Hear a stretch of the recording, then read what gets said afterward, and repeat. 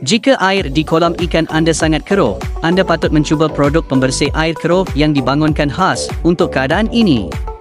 Tidak kira sama ada air lama yang kehijauan, air keruh atau air berwarna karat, pembersih air keruh ini boleh digunakan. Produk ini tidak memudaratkan ikan, udang, ketam serta tumbuhan akuatik. Selepas digunakan, ia bukan sahaja meningkatkan ketelusan air, malah berkesan menyingkirkan bahan terampai di permukaan air. Satu pek mencukupi untuk kawasan air seluas kira-kira 1.2 hektar.